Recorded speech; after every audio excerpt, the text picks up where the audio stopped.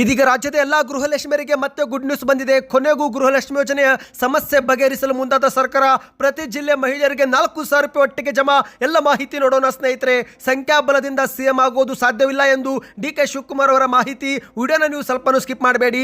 ನಿಮ್ಮ ಮನೆಗೆ ಜಾತಿ ಗಣತಿ ಸಮೀಕ್ಷೆ ಮಾಡುವವರು ಬಂದು ಹೋಗಿದ್ರೆ ಮತ್ತೊಮ್ಮೆ ಬರಲಿದ್ದಾರೆ. ಹೊಸ ನಿಯಮಗಳು ಬಂದಿವೆ ಸ್ನೇಹಿತರೆ. ಜಾತಿ ಗಣತಿ ಸಮೀಕ್ಷೆ ಬಗ್ಗೆ ದೊಡ್ಡ ಬದಲಾವಣೆ. ಇದೇ ಮಧ್ಯೆ ನಾನು RSS ನಿಷೇಧ ಮಾಡಬೇಕು ಎಂದು ಎಲ್ಲಿ ಹೇಳಿದ್ದೇನೆ ಎಂದು ಸಚಿವ ಪ್ರಿಯಾಂಕ್ ಖರ್ಗೆ ಅವರ ಹೇಳಿಕೆ. ವಿಡಿಯೋ ಮಾತ್ರ ಸ್ವಲ್ಪ ಸ್ಕಿಪ್ ನೀವು ಮಾಡಬೇಡಿ. ಇನ್ನು ಬಂಗಾರ ಖರೀದಿ ಈಗ ಮತ್ತಷ್ಟು ಕಷ್ಟಕರ. ದೀಪಾವಳಿ ಮುನ್ನವೇ 1,30,000 ಗಡಿ ದಾಟಿದ ಚಿನ್ನದ ಬೆಲೆ.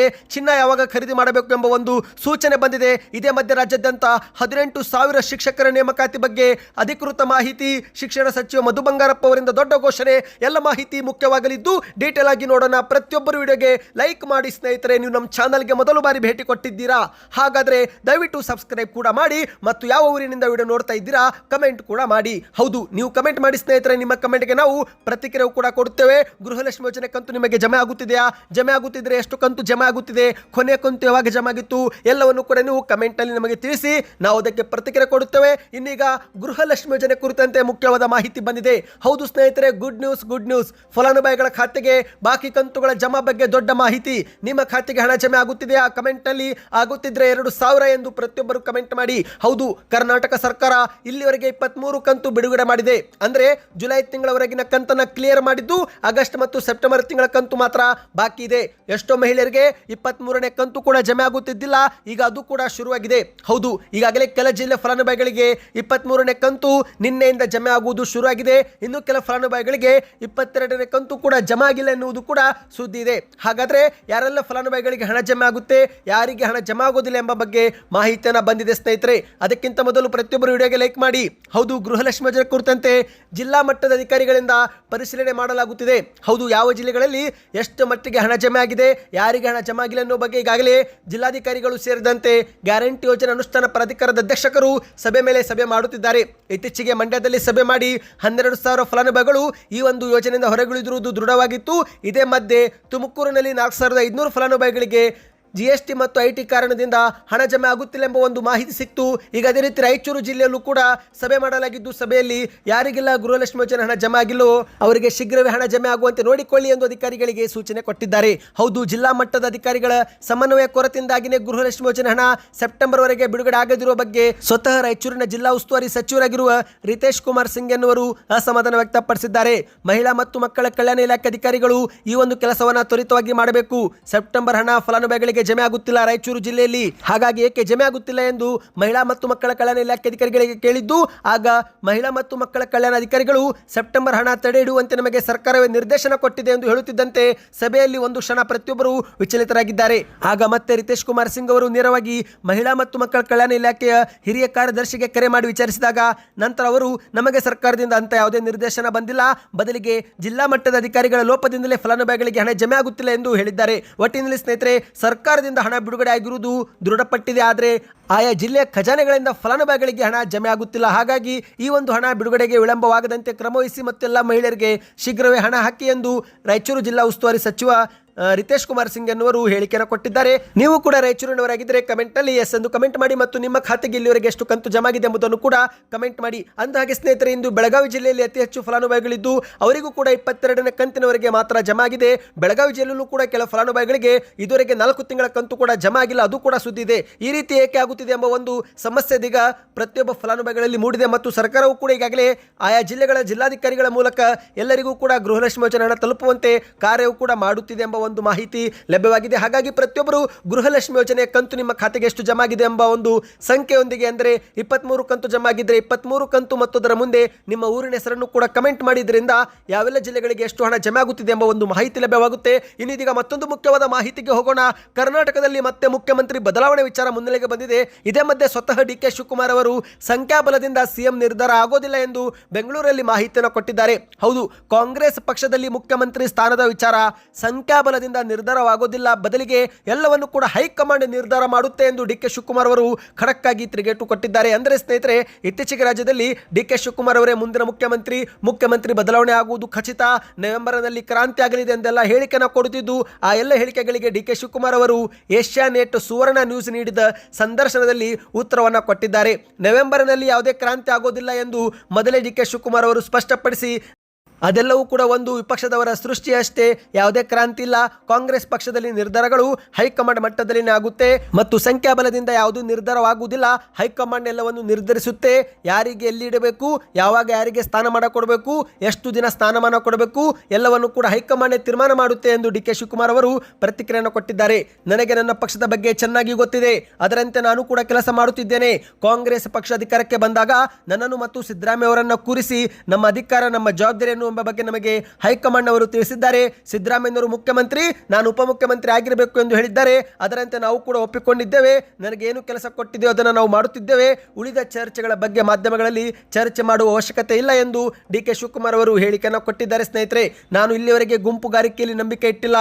ಕಾಂಗ್ರೆಸ್ನ 140 ಶಾಸಕರು ನನಗೂ ಕೂಡ ಬೇಕಾದವರೇ, ನನಗೆ ಯಾರು ಜಯಕಾರ ಹಾಕುವುದು ಬೇಡ, ನನಗೆ ಹಿಂಬಾಲಕರು ಕೂಡ ಬೇಡ, ಹೈಕಮಾಂಡ್ ಹೇಳಿದಂತೆ ನಾನು ಕೇಳುತ್ತೇನೆ ಎಂದು ಡಿ ಕೆ ಶಿವಕುಮಾರ್ ಅವರು ಸ್ಪಷ್ಟಪಡಿಸಿದ್ದಾರೆ. ಇನ್ನು ಈಗ ಜಾತಿ ಗಣತಿ ಸಮೀಕ್ಷೆ ಬಗ್ಗೆ ಒಂದು ಶಾಕಿಂಗ್ ಮಾಹಿತಿ ಬಂದಿದೆ ಸ್ನೇಹಿತರೆ.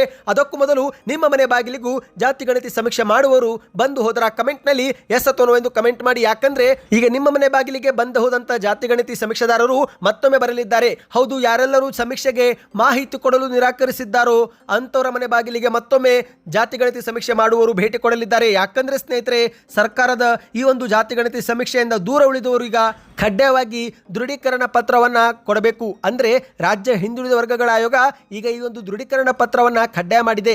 ಹೌದು ಸ್ನೇಹಿತರೆ, ಈ ಒಂದು ಸಮೀಕ್ಷೆಯಿಂದ ದಿನದಿಂದ ದಿನಕ್ಕೆ ದೂರ ಉಳಿಯುವವರ ಸಂಖ್ಯೆ ಹೆಚ್ಚಾಗುತ್ತಲೇ ಇದ್ದು, ಇದರಿಂದ ಪ್ರತಿ ಮನೆಗೆ ಭೇಟಿ ನೀಡಿದರೂ ಕೂಡ ಸಮೀಕ್ಷೆ ಅಪೂರ್ಣ ಎಂದು ಬಿಂಬಿಸುವ ಸಾಧ್ಯತೆಗಳಿದ್ದು, ಹಾಗಾಗಿ ಯಾರೆಲ್ಲರೂ ಈ ಒಂದು ಸಮೀಕ್ಷೆಯಲ್ಲಿ ಭಾಗವಹಿಸಲು ನಿರಾಕರಿಸಿದ್ದಾರೋ ಅವರ ಮನೆಗೆ ನೀವು ಮತ್ತೊಂದು ಸುತ್ತು ಹೋಗಿ ಭೇಟಿ ನೀಡಿ ಕುಟುಂಬದ ಮುಖ್ಯಸ್ಥರ ಸಹಿಯೊಂದಿಗೆ ದೃಢೀಕರಣ ಪತ್ರವನ್ನು ಪಡೆದುಕೊಳ್ಳಿ ಎಂದು ಸಮೀಕ್ಷಾದಾರರಿಗೆ ಸೂಚನೆ ಕೊಡಲಾಗಿದೆ. ಹೌದು ಗೆಳೆಯರೆ, ಈ ಒಂದು ಜಾತಿ ಗಣತಿ ಸಮೀಕ್ಷೆ ಮೊದಲು ಪ್ರಾರಂಭ ಮಾಡಿದಾಗ ಇದು ಕಡ್ಡಾಯ ಮಾಡಿರಲಿಲ್ಲ.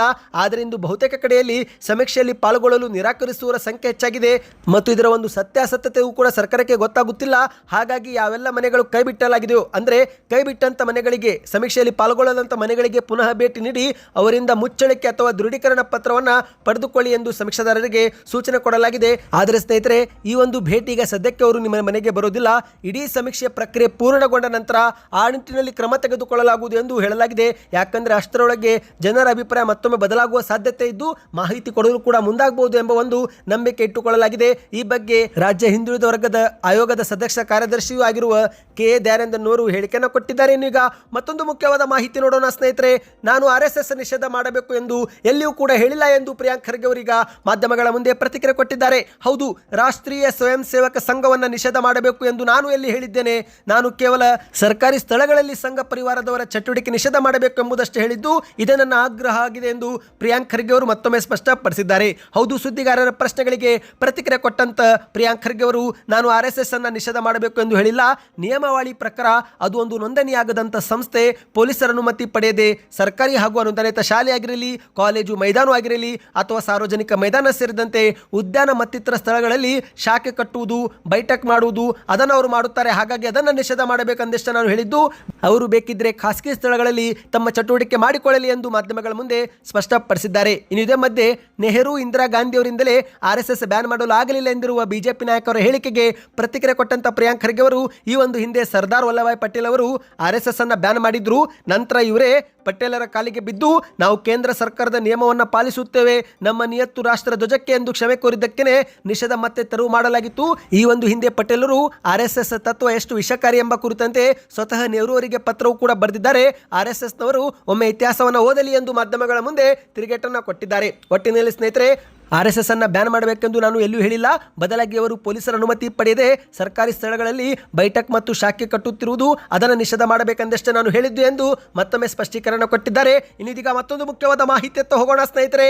ದೀಪಾವಳಿಗೂ ಮುನ್ನವೇ ಚಿನ್ನ ಪ್ರಿಯರಿಗೆ ಶಾಕಿಂಗ್ ಸುದ್ದಿ. ಹೌದು, ದಾಖಲೆ ಮುಟ್ಟಿದ ಚಿನ್ನ 1,31,000 ಗಡಿ ದಾಟಿದೆ. 10 ಗ್ರಾಂ 24 ಕ್ಯಾರೆಟ್ ಚಿನ್ನ ಅಕ್ಟೋಬರ್ 14ರ ಮಾಹಿತಿ ಪ್ರಕಾರ 1,31,000 ಎಂದು ಹೇಳಲಾಗಿದ್ದು, ಬೆಳ್ಳಿ ಬೆಲೆಯಲ್ಲೂ ಕೂಡ ಸತತವಾಗಿ ಏರಿಕೆ ಕಂಡಿದೆ. ಬೆಳ್ಳಿ ಈಗ 1 ಕೆಜಿ 1,85,000 ರೂಪಾಯಿ. ಹೌದು ಗೆಳೆಯರೆ, ದ್ವಿಗುಣವಾಗಿಬಿಟ್ಟಿದೆ. 6 ರಿಂದ 8 ತಿಂಗಳ ಹಿಂದೆ ಇದೇ ಬೆಳ್ಳಿ 80 ರಿಂದ 85,000 ರೂಪಾಯಿ ಸಿಗುತ್ತಿತ್ತು. ಈಗ 1,85,000 ಅಂದರೆ ಬೆಳ್ಳಿ ಬೆಲೆಯೂ ಕೂಡ ಅಷ್ಟೇ ಏರಿಕೆ ಕಂಡಿದೆ ಸ್ನೇಹಿತರೆ.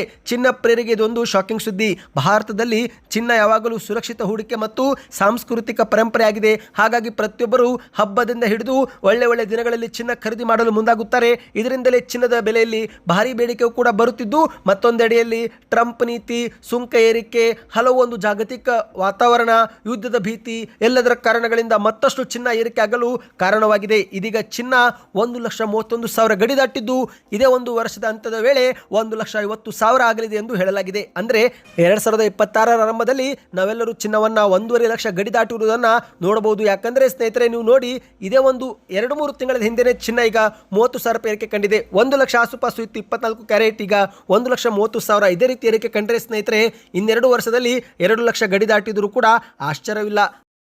ನಿಮ್ಮ ಪ್ರಕಾರ ಚಿನ್ನದ ಬೆಲೆ ಕುಸಿಯಬೇಕು ಅಥವಾ ಇನ್ನಷ್ಟು ಏರಿಕೆ ಕಾಣಬೇಕು? ನಿಮ್ಮ ಅನಿಸಿಕೆ ಏನು ಎಂಬುದನ್ನು ಕಮೆಂಟ್ ಮಾಡಿ. ಇನ್ನೀಗ ಕೊನೆ ಮುಖ್ಯವಾದ ಮಾಹಿತಿ, ಶಿಕ್ಷಕರ ನೇಮಕಾತಿ ಬಗ್ಗೆ ಗುಡ್ ನ್ಯೂಸ್ ಬಂದಿದೆ. ಕರ್ನಾಟಕದಲ್ಲಿ ಖಾಲಿ ಇರುವ ಸರ್ಕಾರಿ ಮತ್ತು ಅನುದಾನಿತ ಶಾಲೆಗಳ ಒಟ್ಟು 18,000 ಶಿಕ್ಷಕರ ನೇಮಕಾತಿಗೆ ಶೀಘ್ರವೇ ಅಧಿಸೂಚನೆ ಹೊರಡಿಸುತ್ತೇವೆ ಎಂದು ಸ್ವತಃ ಶಿಕ್ಷಣ ಸಚಿವ ಮಧು ಬಂಗಾರಪ್ಪ ಅವರು ಶಿವಮೊಗ್ಗದಲ್ಲಿ ಸುದ್ದಿಗಾರರ ಮುಂದೆ ಮಾತನಾಡಿದ್ದಾರೆ. ಹೌದು, ಸರ್ಕಾರಿ ಶಾಲೆಗಳಲ್ಲಿ 12,000, ಅನುದಾನಿತ ಶಾಲೆಗಳಲ್ಲಿ 6,000, ಒಟ್ಟು 18,000 ಶಿಕ್ಷಕರ ನೇಮಕಾತಿಗೆ ಶೀಘ್ರವೇ ಅಧಿಸೂಚನೆ ಹೊರಡಿಸುತ್ತೇವೆ ಎಂದು ಹೇಳಿದ್ದಾರೆ. ನೀವು ಕೂಡ ಏನಾದರೂ ಶಿಕ್ಷಕರಾಗಲು ಇಚ್ಛಿಸುವರಾಗಿದ್ದರೆ ಕಮೆಂಟ್ನಲ್ಲಿ ಉದ್ಯೋಗ ಎಂದು ಕಮೆಂಟ್ ಮಾಡಿ ಸ್ನೇಹಿತರೆ. ಉದ್ಯೋಗದ ಮಾಹಿತಿ ನಾವು ತಂದು ಕೊಡುತ್ತೇವೆ.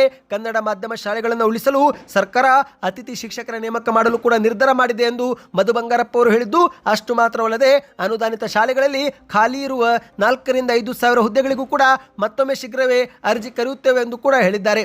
ಸರ್ಕಾರದಿಂದಲೇ ಗೌರವಧನವು ಕೂಡ ಶಿಕ್ಷಕರಿಗೆ ಪಾವತಿ ಮಾಡುವುದಾಗಿ ಮಾಹಿತಿಯನ್ನು ಕೊಟ್ಟಿದ್ದಾರೆ. ಈ ಎಲ್ಲ ಮಾಹಿತಿಗಳು ಇಷ್ಟವಾಯ್ತಾ ಸ್ನೇಹಿತರೆ? ಹಾಗಾದರೆ ಪ್ರತಿಯೊಬ್ಬರು ವಿಡಿಯೋಗೆ ಲೈಕ್ ಮಾಡಿ, ನಮ್ಮ ಚಾನಲ್ಗೆ ಸಬ್ಸ್ಕ್ರೈಬ್ ಮಾಡಿ. ಎಲ್ಲ ಮಾಹಿತಿಗಳನ್ನು ನೀವು ಇಲ್ಲಿ ಉಚಿತವಾಗಿ ಪಡಿಬಹುದು. ಮತ್ತು ನಿಮಗೆ ಯಾವೆಲ್ಲ ಮಾಹಿತಿಗಳು ಬೇಕು ಎಂಬುದನ್ನು ಕೂಡ ಕಮೆಂಟ್ ಮಾಡಿ, ಅದರ ಮೇಲೆ ನಾವು ವಿಡಿಯೋ ಮಾಡಿಕೊಂಡು ಬರುತ್ತೇವೆ.